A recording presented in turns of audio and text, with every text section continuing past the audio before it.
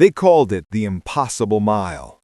They said the granite face of the Sierra Nevada would break the will of any man, let alone men considered expendable.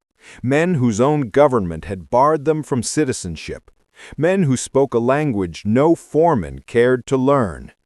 Yet, high on the western slope of the mountains, where the snow-fed winds could slice the skin like broken glass, and the air was thin enough to steal the breath, a crew of these expendable men, the Celestials, as the newspapers.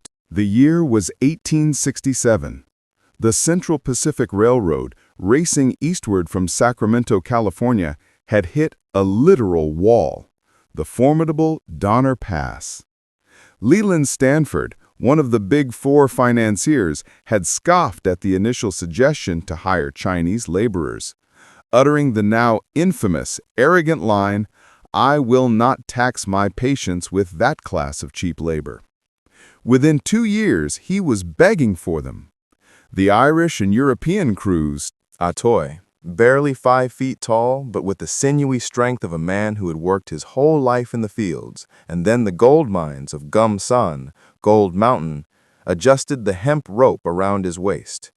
He stood near the summit of a nearly vertical cliff face hundreds of feet above the frozen Truckee River, gazing at the mouth of what would become Tunnel 6.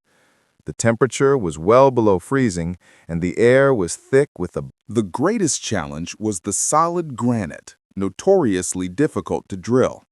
The standard practice involved tedious double-jacking, where one man held a 4-foot steel drill while 2 others swung 10-pound sledgehammers in rhythmic alternation, a dangerous dance of steel and muscle. It was exhausting work, yielding perhaps 8 inches of depth. But the real marvel was their technique on the sheer cliffs. The construction of the roadbed often required creating a narrow shelf on a vertical incline before the tunneling could even begin. Since they couldn't simply lower men from above onto the granite face, the cliff overhung in spots.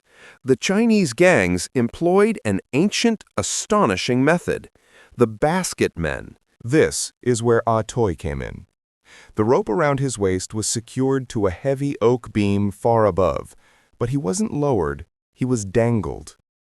His gang boss, a grizzled man named Lin, who had once been a scholar, had supervised the construction of a massive, specially reinforced willow basket, large enough for one man and his tools.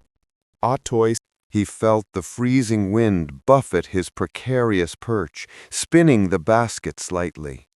Below him, the valley floor was a distant, colorless tapestry of pines and snow.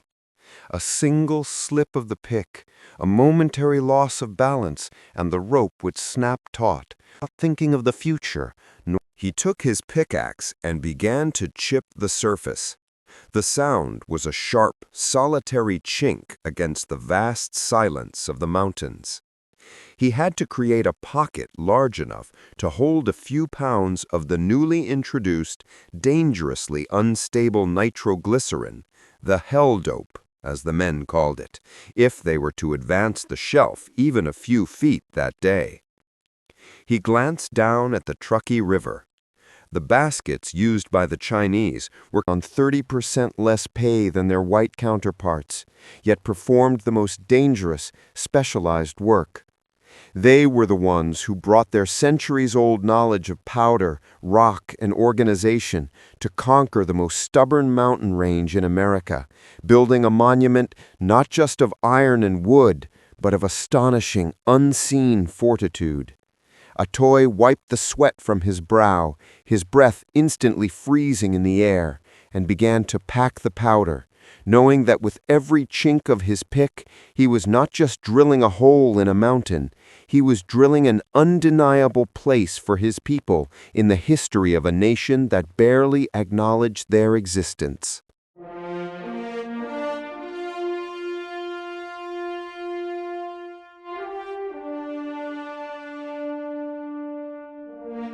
Artlist.io